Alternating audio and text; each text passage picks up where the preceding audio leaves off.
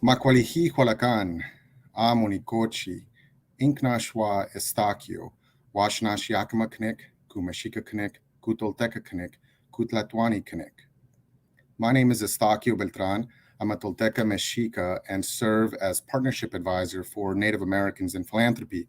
And I want to welcome you all to this learning series, which is a partnership between Native Americans in Philanthropy and NCEL. And it's a learning series focused on policy pathways to landback. We have a phenomenal panel of experts today with unique perspectives on the landback movement who can offer lessons learned to policymakers on the call today about this movement and ways to keep that momentum going forward. So I'd like to start by having our panelists introduce themselves and to share briefly about their work on landback efforts and what lens they bring and the perspectives and experiences they bring to this work. So with that, we'll go ahead and get started. And I'd like to invite Senator Kunish to introduce herself. I'm State Senator Mary Kunish from Minnesota. I'm just finishing my third year in the Minnesota Senate. I served 4 years in the House prior to that. And prior to all of that, I was a teacher, a library media specialist. I'm a descendant of the Standing Rock Nation, and it is that heritage that really brought me, one of the reasons that brought me to the legislature to be able to do some of the work that we all know needs to be done to not only improve our communities, our Indigenous communities, but also to be able to recoup much of what we've lost, whether it's land or education, healthcare, housing, all of those things, but also recognizing the vast amount of lands that our communities have lost, our tribes have lost over the decades. And it was with that I was able to author a bill here in Minnesota this past session that would allow the return of some 1,400 acres back to the Upper Sioux community here in Minnesota. It is the site of an atrocious battle, shall we say, that occurred, of course, when the military and the agents refused to provide the supplies that the federal government had sent as part of that agreement, as part of the treaty, the forced treaty, I should say. And a battle ensued on the site, and lo and behold, years later, it became a state park. The lands that happened, and there are to the Dakota people, that is a sacred site. Those are sacred lands that they had honored for generations before. But it was also a burial site not just of our Indigenous people, but the colonizers or the settlers that died in that place also.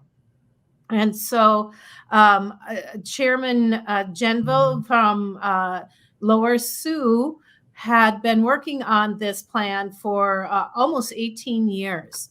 He had let the legislature know, the Minnesota governors, I forget how many governors he said he went through, like 8 different governors, and made it clear that his intention was to get those lands back. And so I was very, very fortunate this session. In Minnesota, we have a Democrat trifecta, that we were able to bring it forward, have some really good discussions, both at the legislature, but also within the community, and then have those lands returned to the tribe for their personal use. And that's just sort of one of the beginning pieces of legislation that I hope that we're going to be able to do. We had another success this past year where the Boys Fort Band of Chippewa had about 28,000 acres returned to them of the tribal ownership through an agreement with a nonprofit conservation fund. So that the Boys Fort Band of Chippewa is a federally recognized tribe, and it's located way in northeast Minnesota. And back in 2020, the nonprofit conservation fund bought the land as part of a larger purchase from a company called Potlatch. And it was with that intent of returning it to that Ojibwe, that specific Ojibwe band. It's a very small band, just 3,600 people. And fortunately, that actually did happen. And so that land went back. It restores just over 20% of the reservation's land base to the tribe. And lovely enough that it's sort of all over the reservation, because Boys Fort lost that land over a century ago after the federal government allocated those individual parcels first to the band members, and then the Interior Department came in and sold off the remaining portion as allowed under the 1887 General Allotment Act. And so we're cleaning up a lot of messes from generations past, and very excited to be on this pathway to land back here in Minnesota. I think it is encouraging the other tribes and folks to think outside the box. And so I think we will have more down the road as we go, and very excited to be in this place, in this time, and having the opportunity to do this good work. Thank you so much for your work, Senator Kunish. Much appreciated. Next, we'd like to hear from Senator Margot.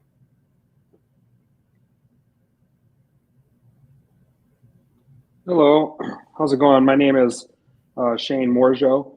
I'm a member of the Salish and Kootenai tribes. I grew up on the Flathead Reservation. Prior to going into law, my background was forestry. I spent a lot of time fighting fire. I pursued my Juris Doctorate in background at the University of Arizona in Indigenous Peoples Law and Policy. And after graduating law school and getting that Master's of Law, I went into the legal field. And part of that was working as a prosecutor, general legal counsel, and doing public affairs and communications with the tribes. I've been in the legislature since 2017. And so through the 4 sessions that I've been in the legislature, I've passed 17 bills over those 4 sessions.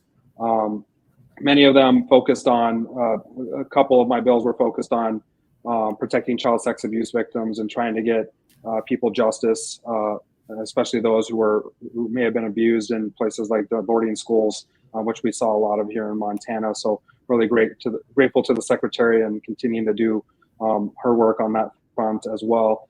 I also worked on the Salish Kootenai Tribes Water Compact as a lobbyist and in the legal world before I went over into the legislature. And then that legislation passed, the CSKT Water Compact passed in 2015.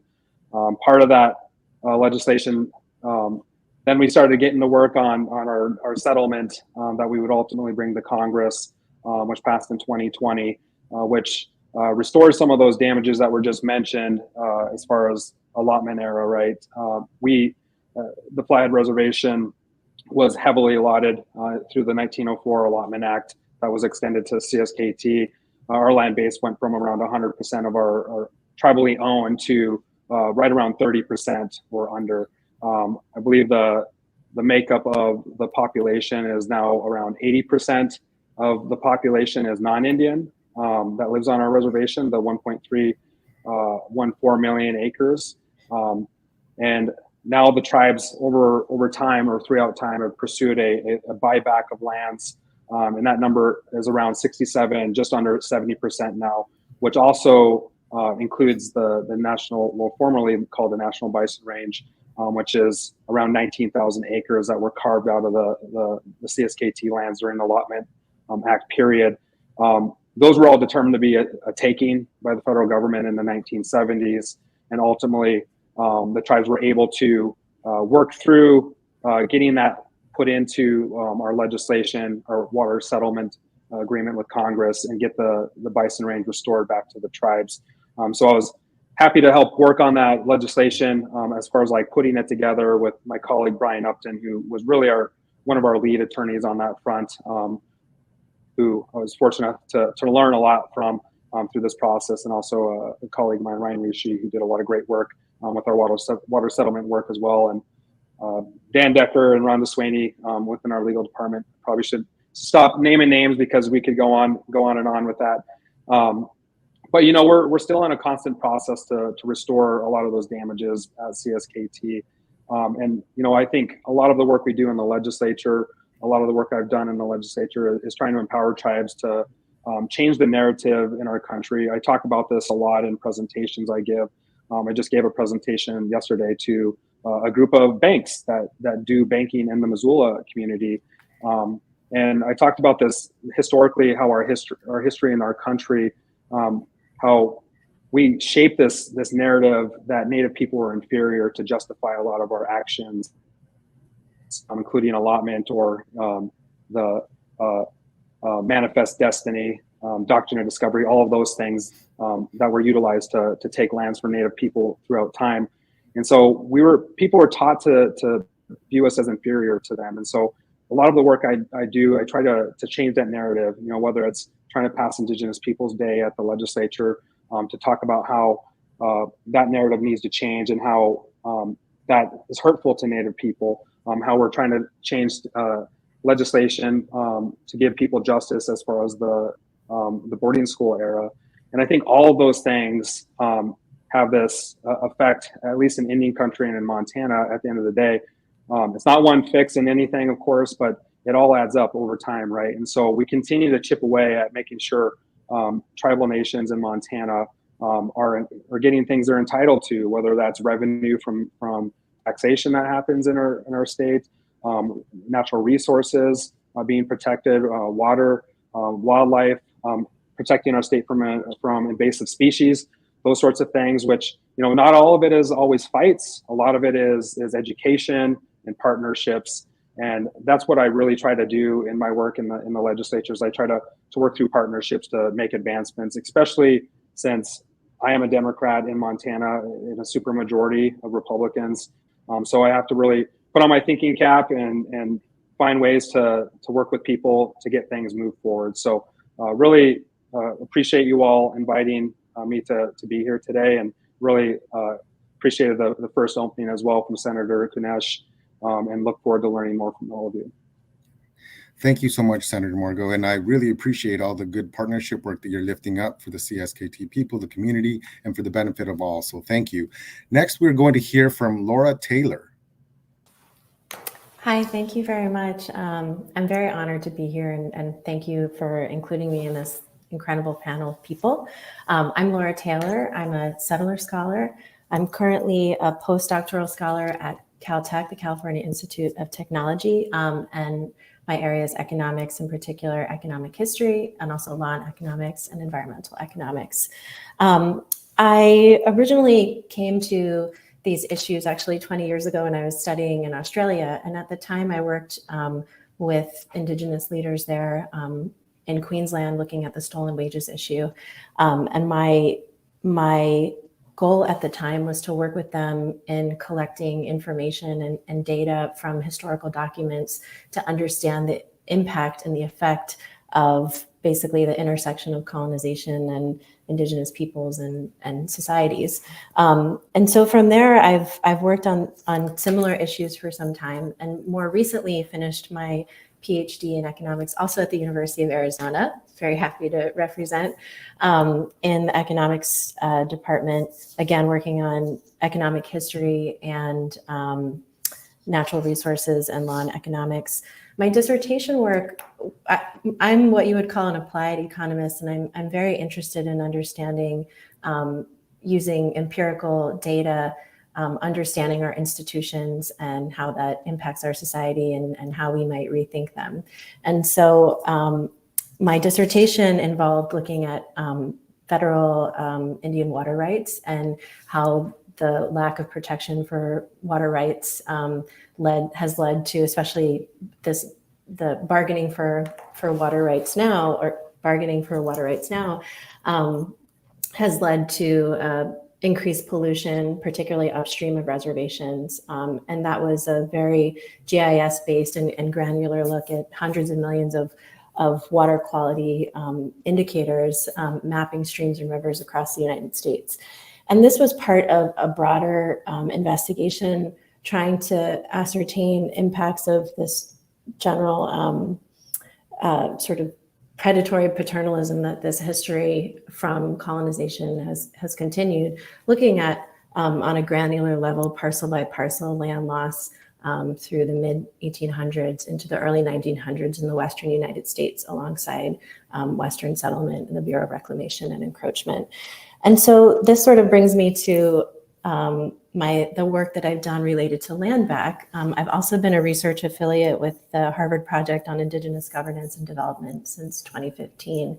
And a few years ago, we were approached as part of to have a partnership with the Wend Indigenize Project to look at specific questions surrounding landback and to try to use granular empirical data to particularly provide information for individuals in government, federal, state governments and agencies to sort of look at the picture of possible easier to access opportunities for landback while there may be administrative opportunities to do such. And so that's sort of how my involvement started, and it's really grown in terms of the landback work to just help providing and adding to the discussion with empirical information from an academic and sort of data-driven viewpoint. So that's me, and thank you very much.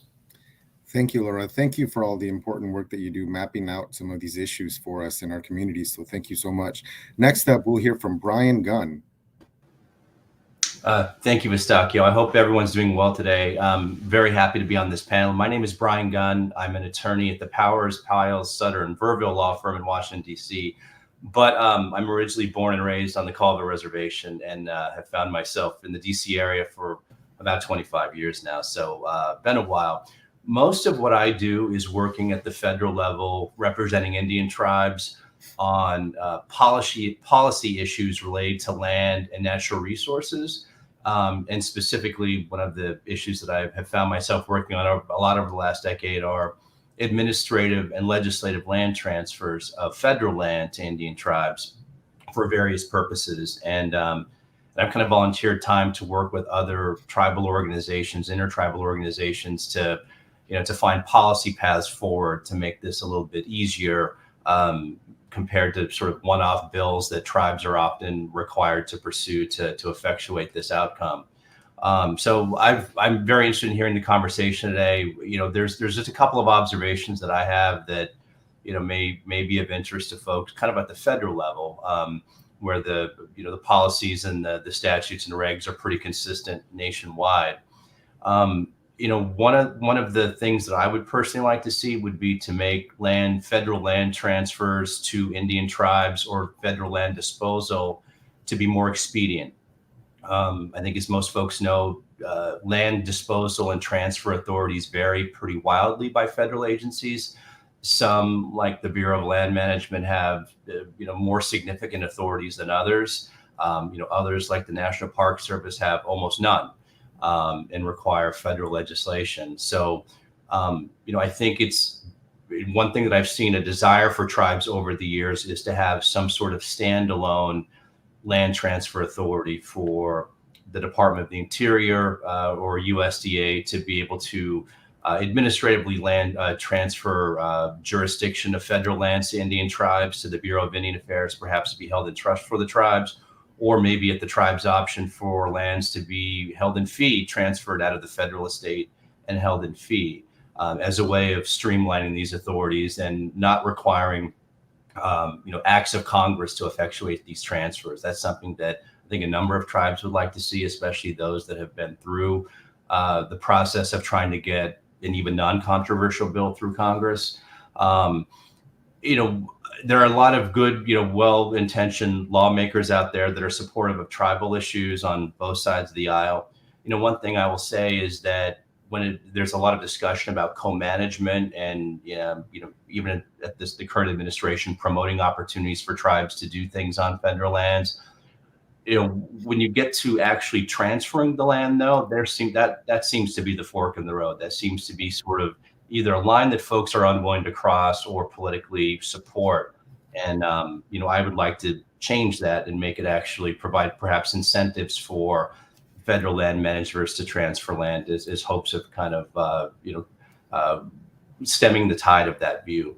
And the other issue goes along with what I just said. I think it's important going forward that we incentivize federal land managers to talk to tribes about transferring lands to tribes for certain purposes. Most federal land managers, it's not really a path to promotion or higher positions. If they divest land that's under their jurisdiction, typically they want to increase their land holding. So I think part of the policy issue here is finding out ways to reward federal land managers at the local level or regional level when they want to take it upon themselves to transfer land that's under their jurisdiction back to tribes. And with that, I'm just very happy to be here, interested in hearing how the panel discussion unfolds.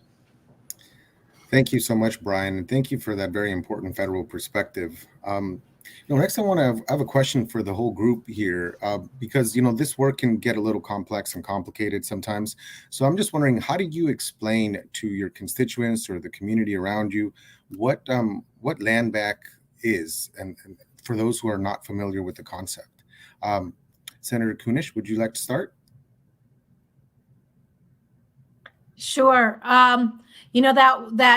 That phrase land back makes a lot of people very nervous, that these lands are going to be returned back to tribal nations, and opportunities for non-native folks are going to be dispelled. If there's mineral rights, if there's timber rights, if there's water rights, many people look at that as we're taking away their rights, rather than returning the rights to the Indigenous communities within their state. And so it's interesting here in Minnesota, and as I've been doing more and more of this legislation, I'm finding more and more groups are very interested in supporting the return of stolen lands to tribes. And by groups, I'm talking a lot about the recognition of the religious, the forethought that that any land that these Europeans come and settle on, of course, I'm talking about the doctrine of discovery, and how we undo the theft of the lands and kind of pay restitution to the genocide.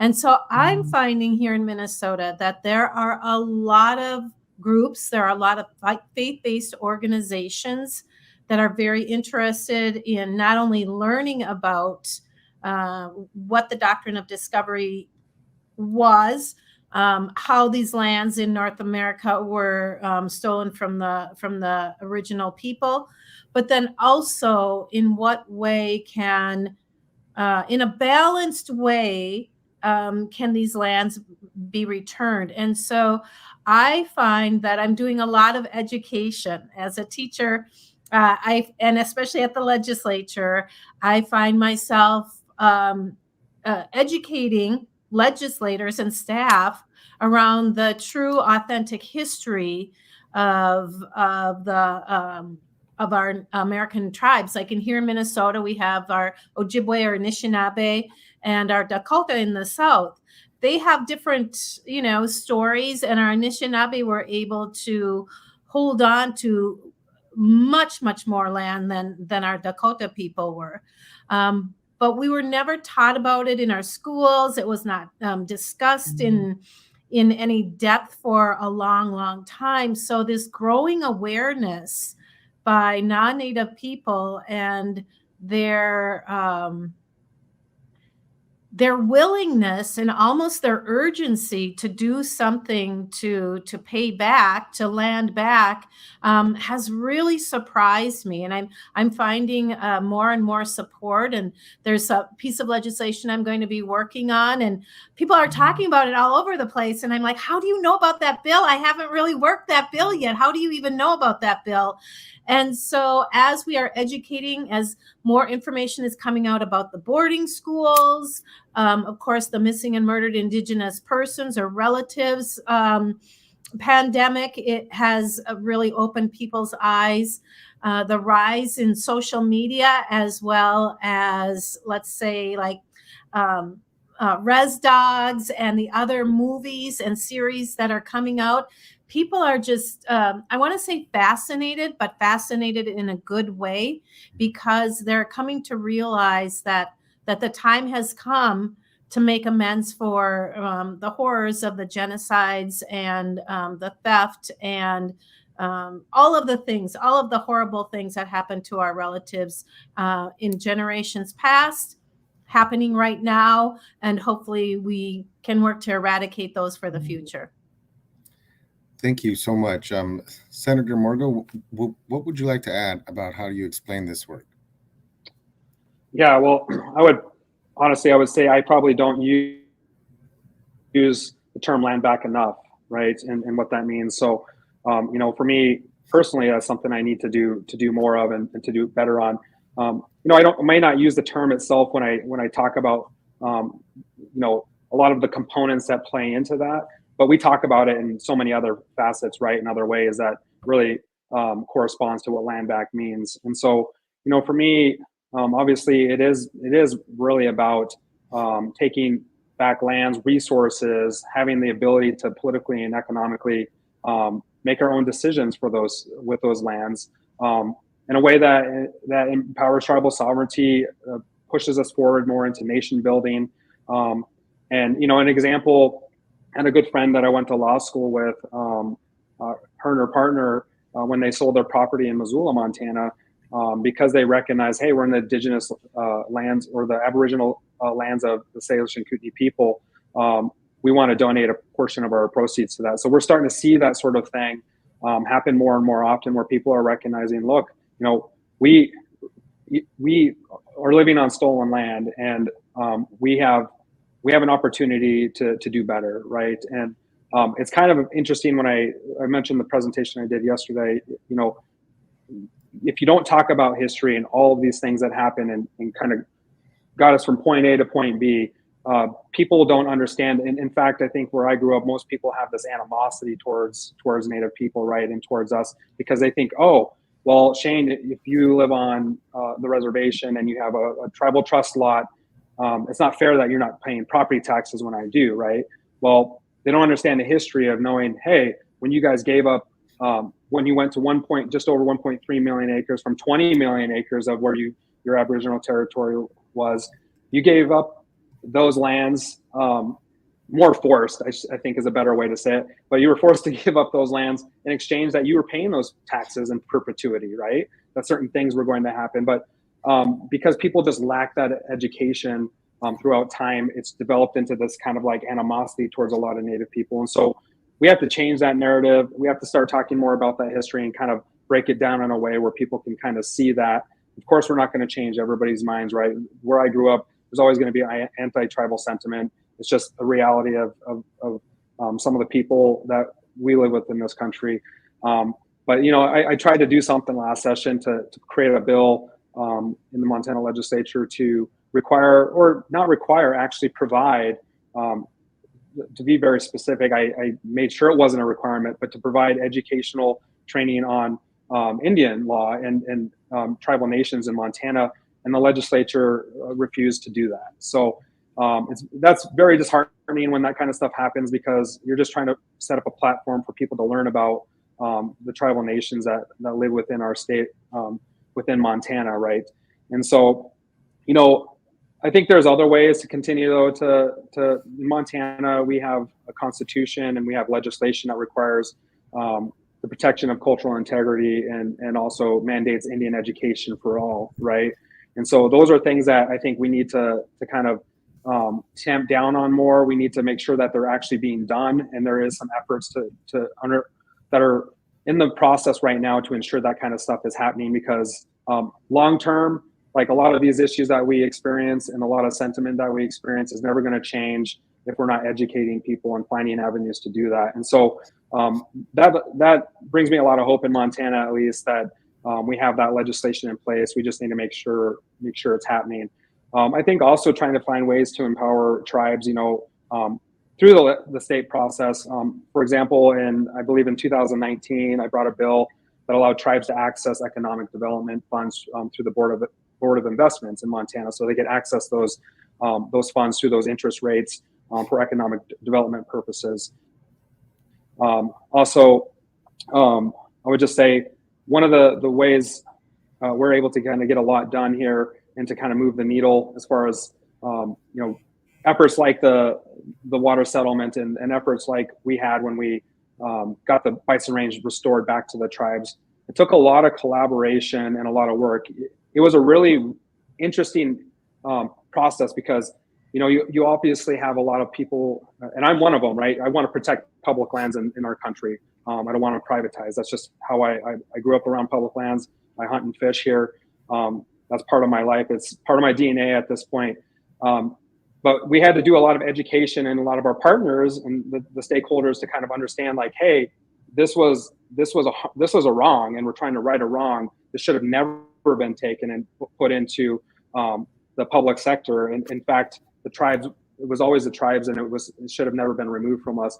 But in that process, we found a way to say, you know what, we're still going to manage this land to protect the resources there. We're going to ensure that the public can still come here and access it. We found ways to kind of work through those sorts of issues. And so we were able to kind of work with those stakeholders because I think on the sideline, they had a lot of those people with a lot of anti-tribal sentiment who really trying to undermine the tribes and make us look dysfunctional in all the ways they possibly can.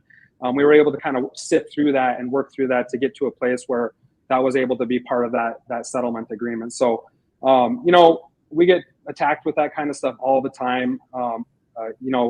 In the legislature throughout your life, you hear a lot of things. And for me, I always just try to, kill people with kindness and continue to educate people with facts. And, because at the end of the day, they want to get you aggravated. And there's a time and place for that type of advocacy. There's a lot of people doing that, but the way I operate is to kind of try and educate people. And some people would probably disagree with my process of even doing that, right? Like, people have a responsibility to go inform themselves.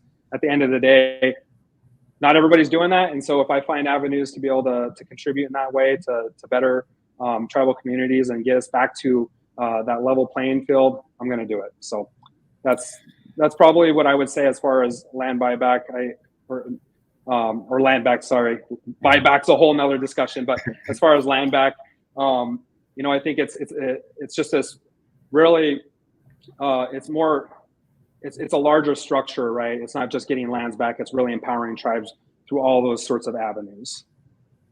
Well, thank you. Tlasokamati to both of our elected officials for sharing the perspective and for being those educators to really, share that history so that people understand, the concept with that context in mind.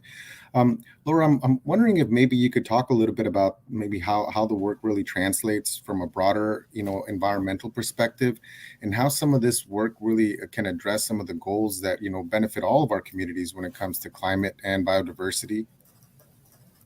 Sure. I guess I'll pivot to that by also adding a little bit to the last discussion about what land back is and to echo some of the sentiments that were just made. When we talk about land back, like, for example, in our in our academic work or policy briefs, we're really drawing from a lot of the practitioners like yourselves who are out there working in landback and tribal leaders. And one thing that is very clear to us is that the concept of landback is very varied. One could say briefly, landback is sort of this ongoing movement to return land to the stewardship of Indigenous peoples. And so more comprehensively, you can think about this as including returning appropriated land, of course, to Indigenous ownership control, but also enabling the application of Indigenous traditional knowledges for land stewardship, ensuring that Indigenous peoples can gather food and medicines and sacred plants without fear or restriction, and also supporting Indigenous-based land practices and ceremonies. And so in this vein, it's really connected to this broader goal of restoring languages and cultures and sovereignties of tribal communities, while sort of dismantling the forces that allowed, like effectively facilitating decolonization and kind of achieving this idea of collective liberation. And so we talk, this is obviously very broad, and we like to think about land back on a spectrum. And I promise I'm coming back to your question about environmentalism, because, it really depends, for example, and I'm sure the other tribal leaders and practitioners can speak to this as well, but from what we've heard and have seen and experienced from our understanding and research of this, is that, it's very varied depending on the variation in tribes and tribal purposes. So we often think of it as a spectrum, or that's how we sort of frame our writing and our thinking about it, as a spectrum of land back. And so depending on tribal needs or goals, they may want to fall on different areas of this spectrum. And the spectrum can sort of be directional in a sense that a tribe might be trying to gain, for example, a title transfer of land in this Western idea, or it might be that they're sort of looking for use and management rights in a certain dimension or acknowledgement. I just saw that I went black on the screen. I don't know if people can see. Okay, there we go.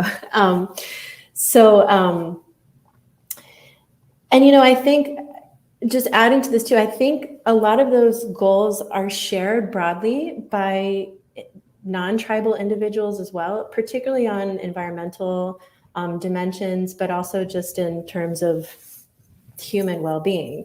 And so, I think that especially on I really related to what Senator Morajo was saying about education and awareness. So for example, in terms of mapping, for people who are uninitiated with a lot of this history, or say people in government or policy or young people learning, to show a map of even just reservation land loss, which is just one component of the overall land loss, say from the 1800s to the present day.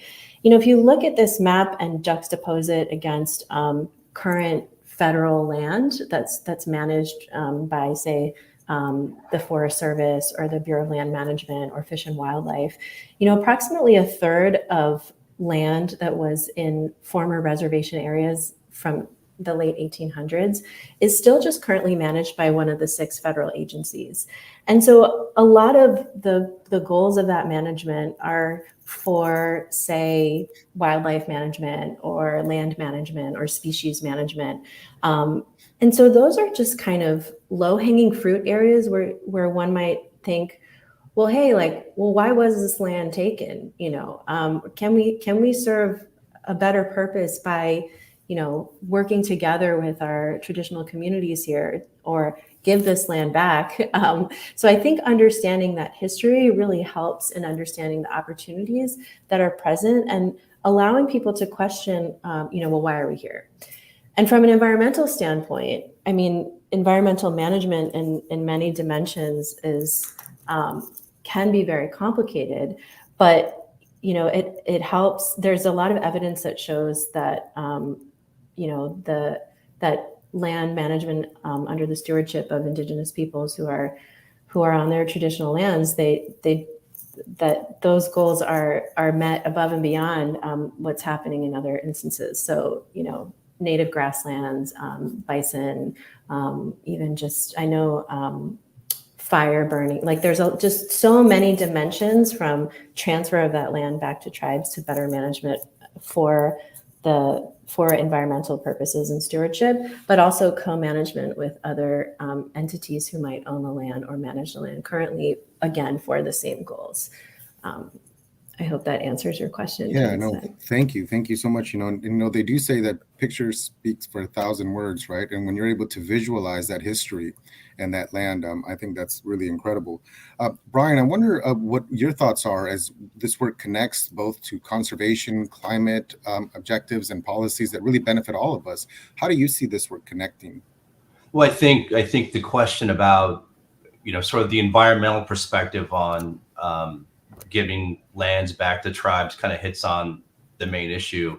And that is, I mentioned earlier, this idea that there's a federal estate of land holdings that, maybe a number of folks are hesitant to allow the federal government to dispose of land to tribes for various reasons. I think one of them being that, especially for environmental or conservation organizations, there's a concern that if the land gets transferred to tribes, then their ability to influence federal decisions under the NEPA process will somehow be diminished. And I've heard that a lot. I guess my counter to that is a couple of things. I mean, one is, for a lot of these lands, the only reason that NEPA applies is that the federal government stole them or acquired them through coercion or other means. So you kind of go again back to how was the land acquired. But my other response would be that tribes have flexibility to manage lands in ways that they best know how, that I think can be advantageous for surrounding communities also. The community that I'm from is in north central, northeastern Washington state. It's a dry forested area. The reservation's at 1.4 million acres. We have seen about 850,000 acres burn over the last 8 years through different massive wildfire events. And some of these fires have come onto the reservation from adjacent federal Forest Service land that really wasn't managed as it should have been. The forest managers in our area actually are pretty good, but it's a large forest, and everyone's resources are limited. If the tribes were able to manage that land as they do the on-reservation tribal forest, we would be able to do any number of things. We'd be able to do more thinning activity. We'd be able to do more kind of buffer zone work to keep sort of bugs and fire from federal forest land from coming onto on-reservation forest, and would be able to, suppress fires more aggressively, just because tribes tend to want to get fires put out more quickly because timber for them is an economic resource as well as an aesthetic one. So, I think educating people about the benefits that tribes can bring to this and to the protections to the surrounding community with areas like wildfire, I think is a good point to raise. Thank you, Brian. That's an excellent point. And, it's important for folks to understand that when Native communities are doing well, ecosystems around us also do well. And that's an important benefit that we can bring. Senator Margo, do you have something you'd like to add on this question? Yeah, just really quickly, I think there were some really good points made there. And I think that might have been with Laura. And I think, that's a really good point in saying, empower tribes through these other efforts too, right? And I think when we talk about the federal government and the capacity to kind of restore some of the programs that might be contracted or compacted with tribes, right? Obviously, there's a fine line there of how that might look or what that would entail. But I think there are some opportunities to return certain things, utilities or those sorts of things to tribes, right? I think tribes have shown that we're very capable of operating things at a very high level. And I think there's some opportunities from the federal level to do more on that front, to partner with tribes. Also, I think tribes just can't be scared of pursuing litigating issues. For example, I was part of a case for the CSKT where we talked about, we had a squabble over a road that was part of the allotment era, the villa sites portion of it. And it was this non-existent road that the county was saying, hey, there might not be like the street that was there under this act, but there's still it still exists, and we still have a right to that, to grant easements or those sorts of things to that.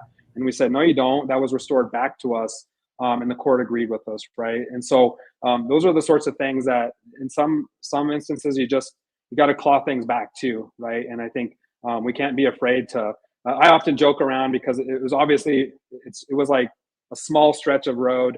It wasn't actually even a road. It was like a farmer was using this little area, and a landowner wanted to create a road for an RV park there, and it was literally right in front of a tribal home site, a tribal member's home site, like literally going through almost their front yard in front of their house, right? And so we said, you can't do that, and we took it to court and we won on that, right? And I think that empowers us moving forward too, because I think time has changed, right? The court system is always a little bit risky, and I think a lot of things can be done through like partnerships and working together and those sorts of things. Obviously, that's always preferred in my mind, but sometimes you just gotta step up and do it, and not be afraid to spend the money to do it. Thank you. You're absolutely right. And as First Nations people and the first caretakers of these lands, there might be some knowledge that we have to share that could really benefit all of us. And I know, Laura, that you've been working on some of the critical zones and ecosystems management and how they relate to tribes and tribal partnerships. Can you chime in a little bit on that and tell us how it relates? Yeah. So just one additional thing is that, increasingly with the context of climate change, these are bringing to the fore important issues about what we call critical zones. And those are areas that are more vulnerable to the impacts of climate change. So think low-lying areas or, regions that are susceptible to flooding or extreme heat and temperature changes. And so particularly in some of these vulnerable areas, tribes may find themselves in critical zones because of displacement from previous historical policies, or they may find themselves sort of in conflict with other tribes around areas that they've been displaced to and was former, traditional tribal lands from other tribes. And so there's a real impetus to not only come together for collective management, which I think is sort of an inherent part of this land back process, is to acknowledge who should be acknowledged, in relation to certain lands, right? And then in addition, to really make it clear too, in terms of kind of on the last point about potential litigation or action within courts, there are real continuing impacts to tribes that are felt from this dispossession, and that is continuing to be felt not only up to now in terms of land and resources, but also going into the future as these issues become more severe and more stark with climate change. And I'll just quickly end on a point about water, which is that, with climate change and increasing drought and increasing water scarcity, these issues, particularly in the West, in terms of water availability and water supplies are very, very important. And I found in my own research that water pollution increases significantly upstream of reservations during these bargaining periods. And once finally Congress approves a water resolution, which is just a long and arduous and ridiculous process, the resource itself is damaged as a result. And, so there are real fallouts as we think about the impact of this long-standing process of conflict that is also a fallout of the history. But on the flip side, a positive of the land back conversation is sort of an end to a hopeful end to some of those long drawn out processes towards resolution and better management between tribes and states and governments. Thank you. Speaking of that relationship that we have, government relationship as sovereigns, I just wonder if maybe the senators could chime in on how the importance of maintaining that tribal sovereignty and how that relates to the work of land back and in the work that you are doing in introducing bills at the state legislature level. Senator Kunish? There we go.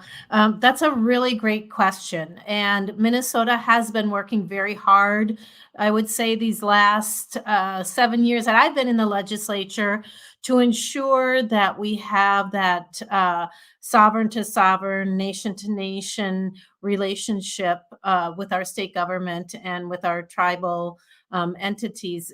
You know, it was not always like that. And I'm sure it has not been like that across the nation.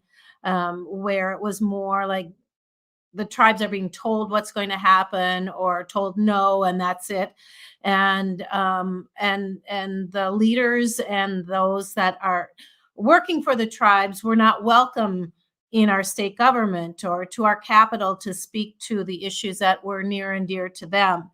But that has changed here in Minnesota, and I think partly because of our leadership here. Our governors, our past two governors, have made it very intentional that that they are going to recognize that equal and co-leadership of Minnesota with the tribes.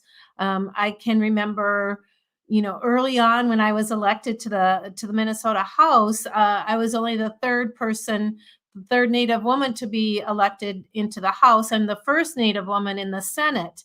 But when we would be in legislative hearings, I or the other Native legislators would specifically ask, you know, whoever the author of the bill was, or within the discussion, have you conferred with the tribes? And we started asking that question again and again and again. And at first it was like deer in the headlights, like, no, we never have to, we don't do that. And our previous governors, you know, made it a law that we had to confer with the tribes when there were issues that were related to them or would have consequences with them. And in spite of that, there was very little discussion or working with the tribes, or we had to define what it means to confer with a tribe. Does it mean you're sending them an email? Does it mean you're, you know, you're sending a phone call and leaving a message? We had to be very clear what it means to collaborate and work with the tribes here in Minnesota. And so it had to be a very intentional effort on all of our parts. And I think what it did is it empowered our tribal leaders and our tribal communities, because we're seeing more and more of the leaders come in and testify on different bills, not just on like governmental things, but the really hard bills around missing and murdered Indigenous people, around the boarding schools, around ICWA. They stepped up and they started telling their stories and telling the truth to a point where more and more of our tribal members started to show up at the legislature, just to sit in on hearings, just to hear what was being said, just to let people know that they're watching and they're paying attention and they're listening, and they're participating in some of the decision making that they had never been invited into. We have our first Native American Lieutenant Governor, Peggy Flanagan, and the example that she has set, that yes, you can rise to a level of government, to a level of decision making, to a level of influence, has really made a difference here in Minnesota.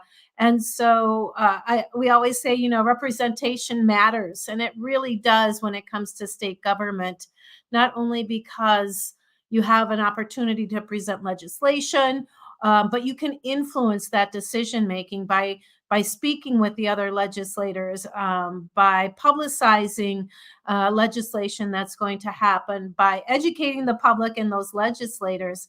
And so it just feels to me like there's a really positive trend going on here in Minnesota, but I'm seeing it across the nation as well.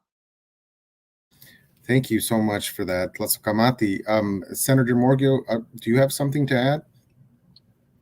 Sure. You know, I think the senator did a good job, you know, of kind of breaking down lots of ways to kind of pursue landback and and empower tribes and tribal sovereignty. I think the hard part where I live and I grew up in here in Montana is, there is still a lot of anti-Indian sentiment, right? And changing that narrative, and changing that value structure and that value system that people have been taught throughout their lives is something that we really need to continue to pursue. We're fortunate, you can pursue that through legislation for like Indian Ed for All, having mandates to learn about Native people in our school systems, to learn about the very people that were here and that lived within our state or our states. You can look at opportunities like I did to provide educational efforts in the legislature. There's a lot of people we have a lot of people who didn't grow up with any of that sort of education, may have moved to Montana. They just lack a knowledge base about Native people and who we really are. I think there's also some opportunities within the state structure, state systems for exchanges, right? Like there's some lands that might be very important with tribes to Native people, whether it's culturally or religious reasons, whatever that might be. There's opportunities where you could work through exchange avenues if your state has something like that. We've done things like through exchanges, through when we have the right-of-ways put in, like on the highway, where the tribes have been able to identify locations that benefit wildlife habitat and those sorts of things that are important to us. So we've used those as opportunities to kind of improve our environment, and ultimately it improves our community at the end of the day. I think you can do things to support Native people and education, right? In Montana, we have a tuition waiver for Indian students.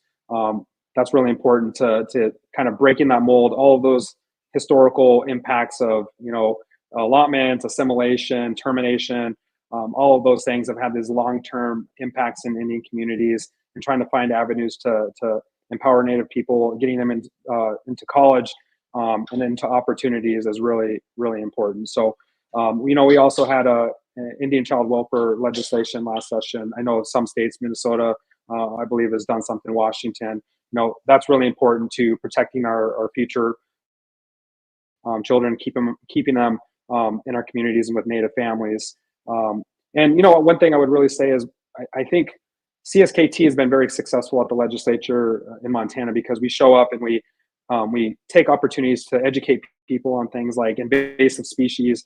That creates and opens the door for collaborative work, right? Now we have like partnerships where we work collaboratively with the state of Montana on check stations and those sorts of things, and we can work together to fund those things to protect our waterways and ultimately in perpetuity for our future generations that are yet to come, right? And so throughout history, throughout allotment, and throughout a lot of these policies, we've created this really complex jurisdictional, this world of very complex jurisdictions and overlap. And so, we found a way to kind of navigate and work through that. But, I think it's really important for tribes to show up at the legislature. And, likewise, I think it's important for the legislature to start asking those questions. Do we want to hear from the tribal people that this might impact, right?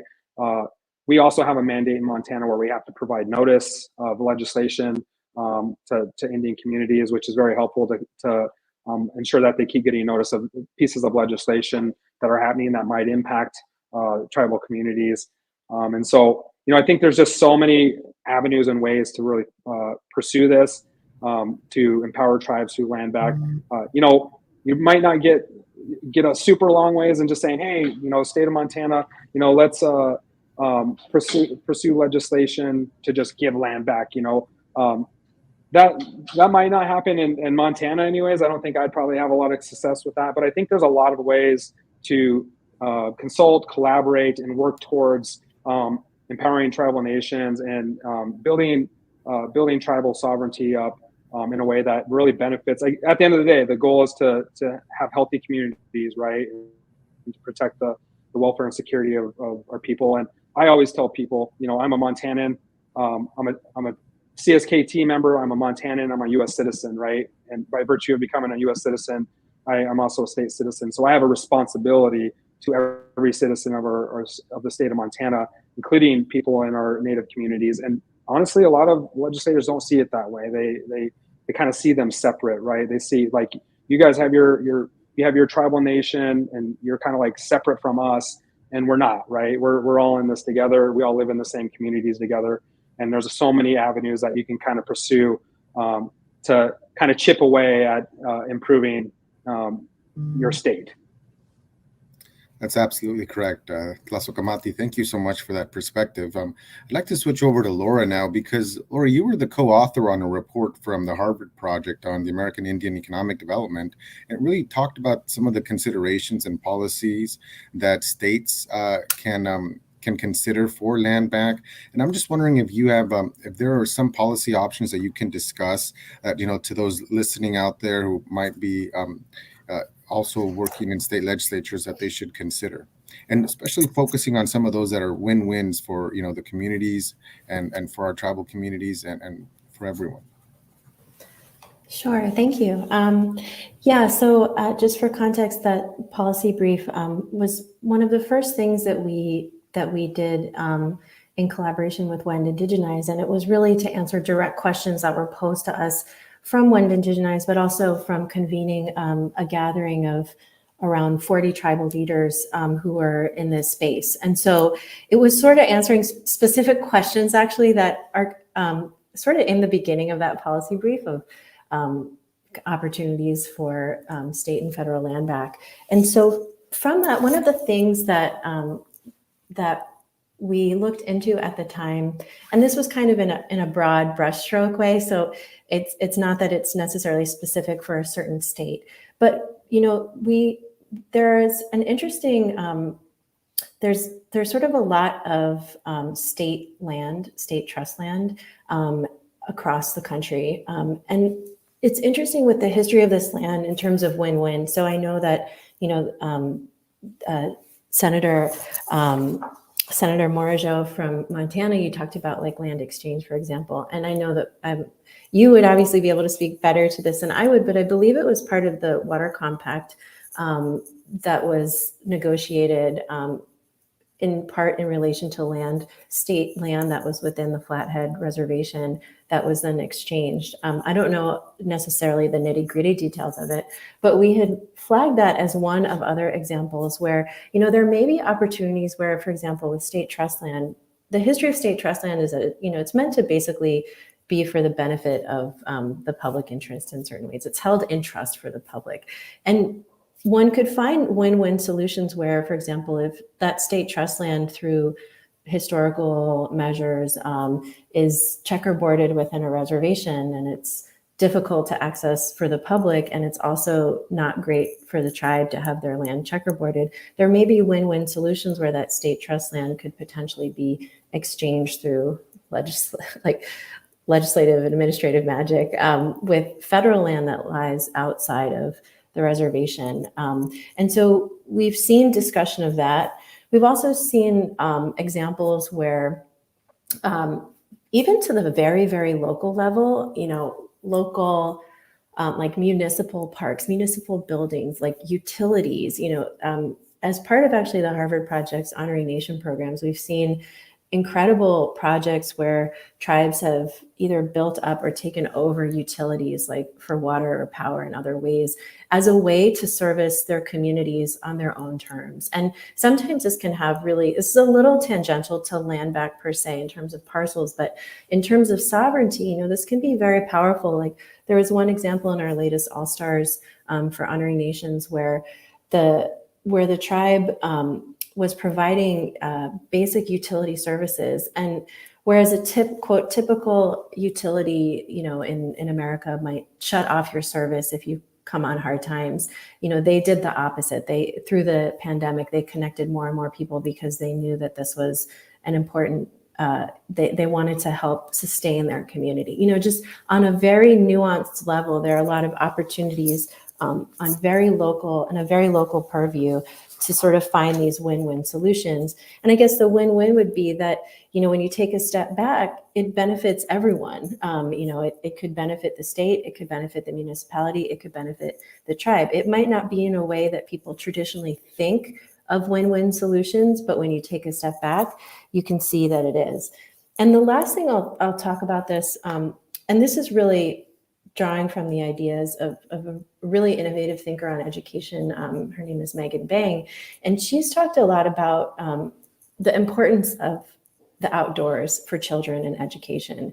And a lot of these state trust lands could potentially provide better opportunities, not only for tribal youth, but also like local communities to get back outside. And they're supposed to be, in essence, for the public purpose, especially for education anyway. And so you could think of a lot across the spectrum of dimensions of what the goal is for these different tribal nations. You could see across those many dimensions on a very granular level, finding some of those win-win solutions.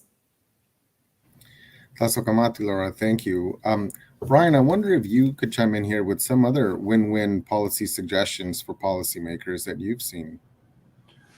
At the state level, well, I guess they're very similar. Some of the states will have different authorities as to what they're able to do with state trust lands. In Washington State, there's a constitutional provision that I think generally prohibits donation or transfer of state lands without some sort of compensation, and I assume that many other states are similar. But there's a couple of things that come to mind. One is, as I mentioned earlier, was natural resource and forest management. Tribes have some inherent advantages to being able to expedite that type of activity than the Forest Service does, or even state land managers do. Another is fish and wildlife. Tribes, I can speak for my own tribe, which is one of the Upper Columbia tribes that are working on reintroducing salmon in the Upper Columbia River above sort of the blocked areas between the Grand Coulee and the Chief Joseph dams. Some of that will involve at some point, or could be expedited if certain state lands were provided to the tribes to do some of these activities, some of the studies. And that's something where, if the tribes are successful, and I think they will be eventually, all types of people would be able to benefit from the reintroduction of that resource, from sports fishermen to tourism to helping local economies. Those are two that stand out. Another, and I think this is important to tribes, this has proven to be a little bit more difficult, and that is setting aside lands for culturally or spiritual significant purposes for the tribes or their members. And the difficulty with there has been, typically, as you try to figure out how to identify and set apart those lands, it almost always ends up coming back to, once you try to suss out what the solutions could be or what the mechanism could be, it's really kind of self-designated by the tribe. And that's been something that's been given policymakers pause. But I think that at the state level, there's more flexibility to do those types of experiments with allowing tribes to designate lands, for cultural purposes, however they define those, and just see how the stewardship and management of that land goes. I think there's more flexibility to do that at the state legislative level than there would be at the federal right now. Thanks, Brian. Earlier when I was hearing both senators speak, you talked about how this is hard work to clean up the mess of allotments. And, there's a lack of history, of knowledge, of understanding the context for why this work needs to be done and why it needs to be done now. But I'm just wondering if a question to each of the panelists here, what are the kinds of partnerships that you think could really help move this work forward? Who should we be partnering with, and that could really assist you in the policy work that you're doing, and to really champion in some of those ideas and those bills that you're introducing? I'm just wondering, what do you think a good partner in this work could look like? And Senator Kunish, would you be willing to start? Well, I think there are a couple of orgs out there that are already assisting in this area. What comes to mind is like the Indian Land Tenure Foundation that we have here in Minnesota. And then, of course, Native American Rights Fund are also doing the work, nationally, helping to get those lands back, to preserve the lands, to fight against or for the mineral rights for the tribes, those sort of things. But here in Minnesota, we have a number of nonprofit organizations that I know that I can lean on when I need help in these different areas, and not just for land back, but we have a very strong urban Indian community community and organizations, nonprofits here in St. Paul and Minneapolis. MUD, Minnesota Indian Urban Development Group, and there's a consortium of other nonprofits that have come together to really kind of build leadership and power and influence called, we call it ULI, the Urban Indian Legislative Initiative. And they are the ones that come to the legislature on behalf of a number of different organizations, whether it's healthcare, land preservation, culture preservation, so many other things. Our tribes are also very good partners in this whole process. I know that I can reach out to them, and they have their lawyers or their expertise as well that can help to educate me, but also to support this legislation. They also bring us the legislation, having done all the good work, and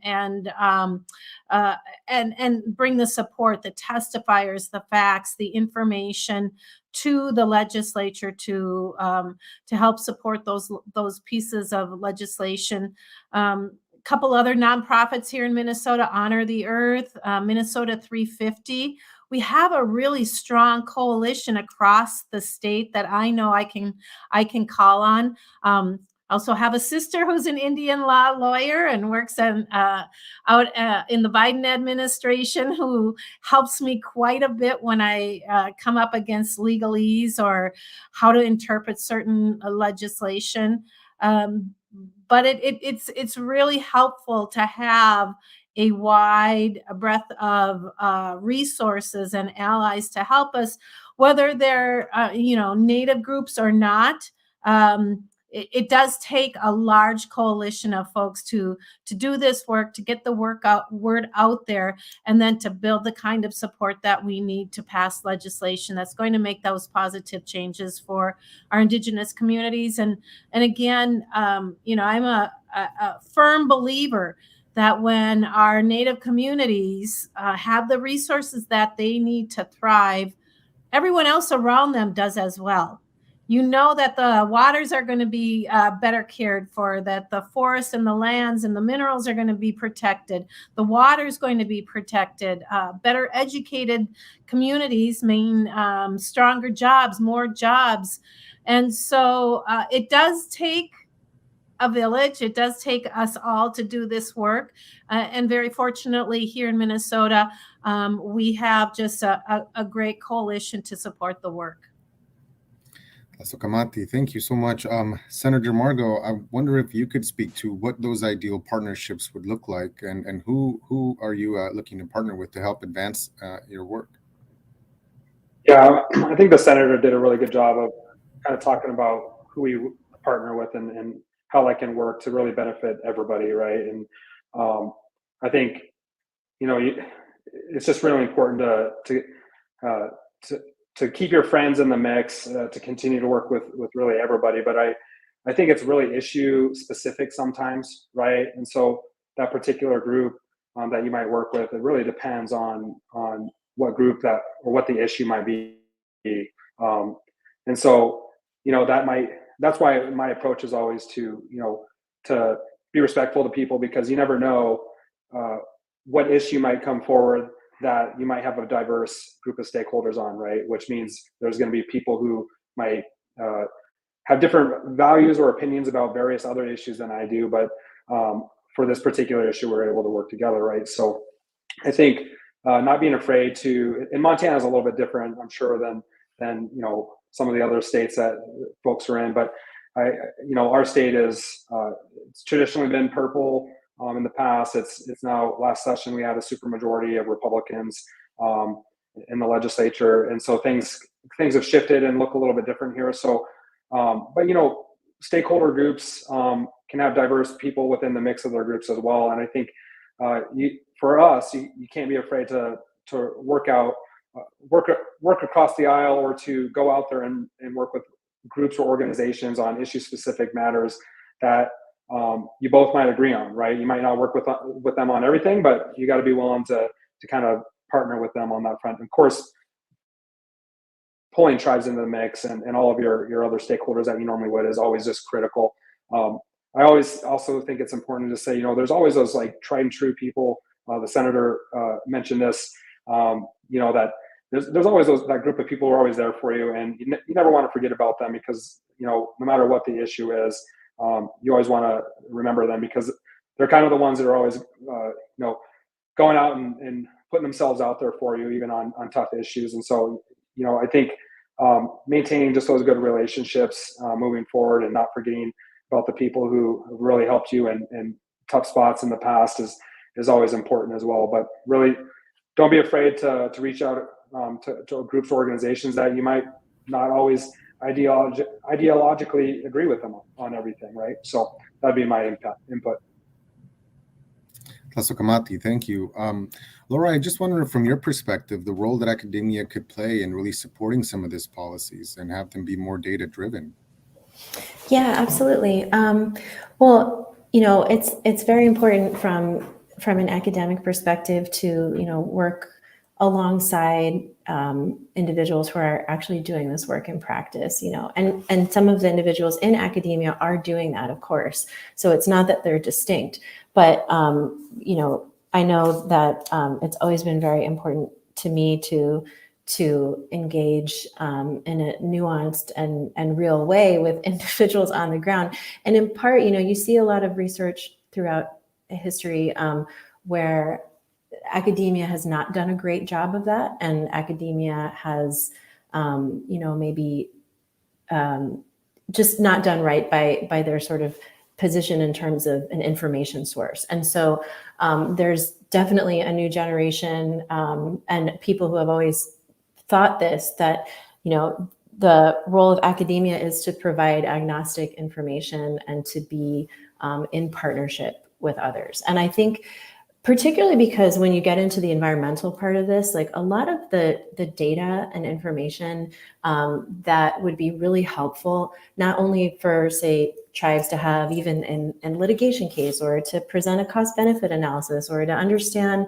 you know, just the empirical situation around them, or for policy implementation, but also for, you know, the local, state, and federal governments. A lot of that data is just incredibly difficult to parse, because there's just the sheer volumes and difficulty in even just getting access to it. And so academia can sort of help make that information more accessible. And also, of course, being careful. And when I say make that information, that I might be talking about like species rehabilitation, or for me, you know, water quality. It's really helpful to know that water quality is degraded along these processes, right? Now, of course, keeping in mind, not just making available private information of tribes, that's not what I'm saying. But I think there's a real power in having that partnership where academia can help with the legwork, because, you know, academia might have the facilities and the investment necessary to help, say, partner with tribes in bringing information that they need to light. And then also, you know, tribes can turn to academia to say, hey, we'd like to go to Congress and say, you know, this is kind of what happened with the Harvard Project, right? Someone wants to go to Congress and have a number to talk about what happened in previous reservation areas, and whether there's any opportunity for administrative transfers or something like that. And we can go in and provide some of that answer, because we have the time and access to data. And the last thing I'll say about that is just, and this is less about partnerships, but just academia in general. We've talked a lot about education being very important. Academia also provides the ability for younger people to not only gain access to the history through academic institutions, but academic institutions can also help just in the broader community bring that information out there in easily to digest ways, and also train our young people across the spectrum of those who are, say, in universities, but also middle school, high school, on these techniques to help bring maybe what was more feasible in a higher education institution to more people. So I think like education is vitally important, and not just keeping that in an institutional setting, but broadening it is important. Tlasokamati, Laura, Tlasokamati to all of our panelists. Thank you. I want to switch over to some of the questions that we're getting from our comments here in the chat. We have a question from how can tribes and partners seeking to advance land back initiatives best navigate the politically charged subject of gaming, which often divides different parties and tribes and states and counties? I wonder if there is Brian, do you have a perspective on this from the legal side? Yeah, I do. Typically, at least depending on which party controls the House of Representatives, when land transfer bills go through, customarily when Republicans control, they require a provision that doesn't allow new gaming activity under the Indian Gaming Regulatory Act, and that's just not a legal requirement, but just a policy requirement. There's non-Indians that have kind of an existential concern about land going to tribes, whether there's potential gaming implications. But there's also Indian tribes that sort of share that concern for neighboring gaming facilities or neighboring tribes that seek to acquire land in what they consider to be their market share area. Those are real. Those aren't going away. I do think, though, the ability to have sort of standalone administrative authority for departments to transfer land to tribes is a way around that, simply because the legal reality is that gaming can only be done on lands that are acquired in trust after 1988 under certain limited exceptions, and none of that changes depending on how the tribe gets the land. So I've always thought that if you can give the discretion to an administrative agency to be able to do it as they see fit and not require legislation that's going to be scrutinized by everyone and, for reasons unrelated to the land transfer, require provisions that a tribe may not have asked for, like a gaming prohibition, that would be the way to address that. But it's a very real concern, and it's ever present. Thank you, Tlasokamati. Would the other attorney on the panel like to weigh in on that, Senator Marjorie? Yeah, I mean, I think that's a really good point Brian made, but I would also say, when it comes to the world of gaming, I think there's a lot of misunderstandings in how resources are utilized from tribal gaming operations or the management of those funds, and I think data, as Laura said, is just so important, right? It's just that's why I think tribes showing up, when I mentioned that earlier, is so important on so many levels, whatever issue or topic you're working on, sharing that data to kind of show here's how we're really benefiting our community. Here are the positive things that are coming from this. Here's how we can take that data, extrapolate that data, and show you. And I think a lot of tribes are doing so many amazing things, but if they're able to kind of get that in front of people, we can help kind of change that narrative and value system of what people kind of been taught about, even just gaming operations. And I think traditionally people are just like, oh, they're corrupt, right? Well, that's not obviously the case, right? I'm not going to say there's never been corruption ever, but generally a lot of tribes are just utilizing those, aren't really making a whole lot of money off of them, but they're utilizing funds to create jobs, economic opportunity in their communities, and which really has a general impact on the community as a whole, and really to the larger land back topic that we're discussing today. Thank you so much. These issues are so interrelated, and I appreciate how complex and the expertise that all of you bring to the table. I'm wondering if there is an opportunity, if there was just one thing that you could leave our audience with, that you would want them to understand about this movement and about the importance of the cost savings, the benefits to the environment, and the importance in collaborations and working with our tribal communities on land back issues. Would Senator, would you like to start with one of maybe some of your thoughts on what you want people to know about this?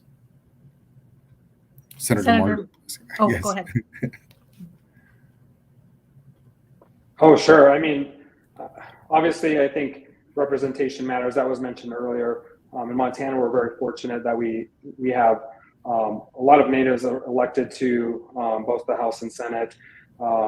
our numbers actually reflect we make about 7% of the state's population, and our representation is right around 7-8%, sometimes a little bit more in the legislature, which is really tied to being active in obviously the districting and how those things look. I believe I might have been the first Native senator elected in a district that didn't cover like a reservation community, although my district has the very public park where the Treaty of Hellgate was signed, and so and then also now that's redistricted, it'll run up onto part of the reservation where I grew up. So that's kind of cool how things have shifted that way.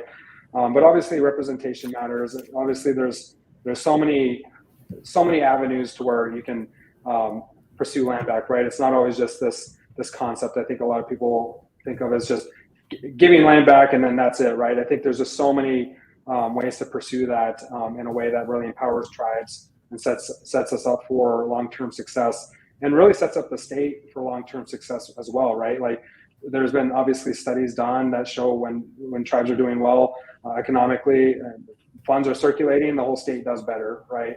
Our kids go to the public schools. Most of our tribal kids go to the public school systems.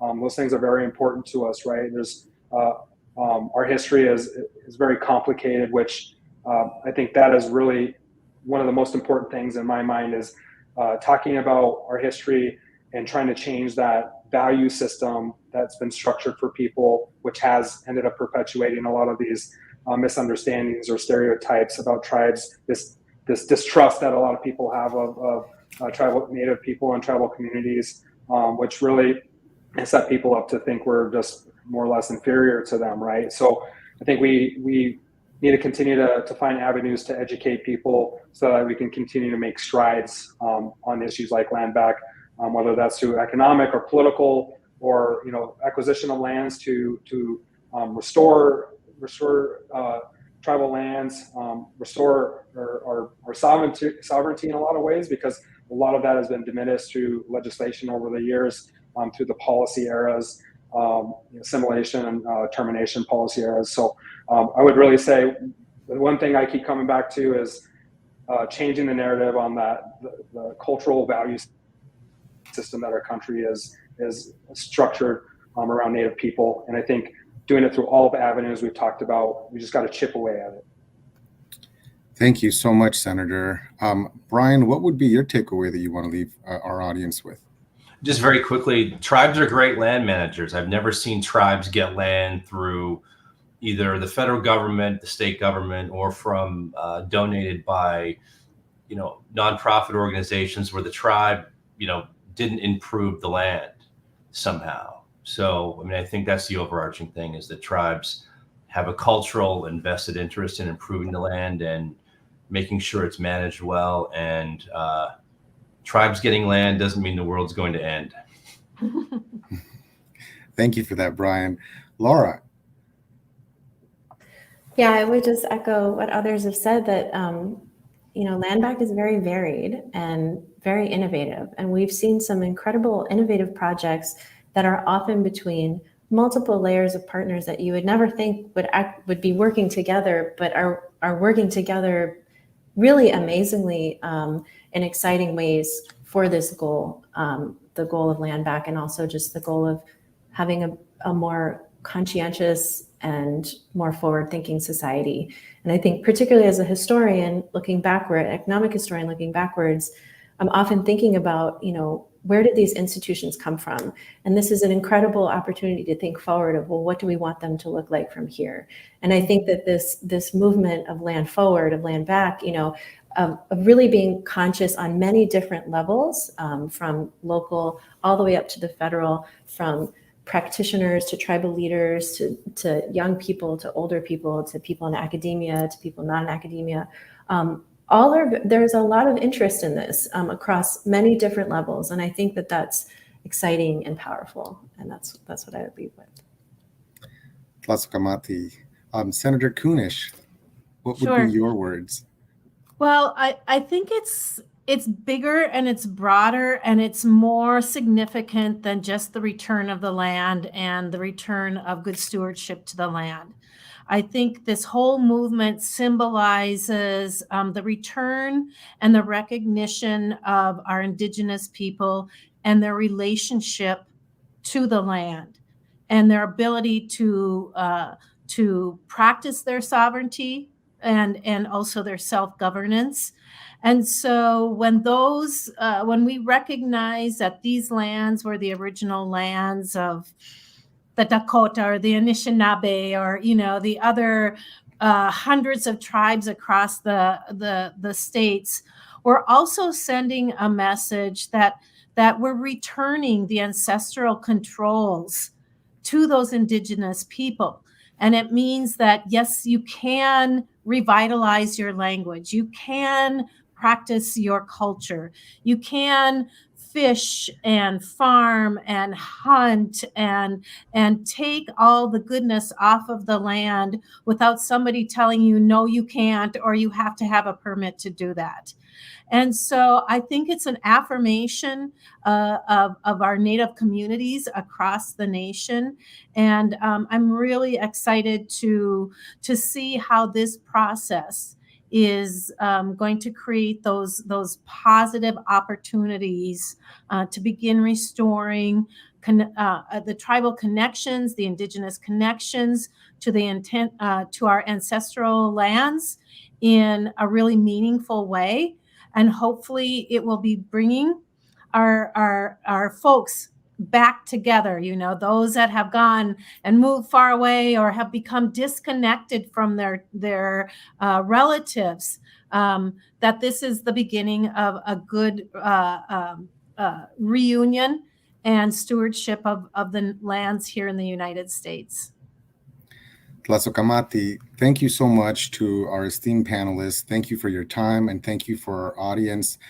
If you want to find out more about upcoming learning series, don't forget to subscribe and join some of these other learning opportunities that we have here in this partnership with Native Americans and Philanthropy and NCEL. Thank you so much.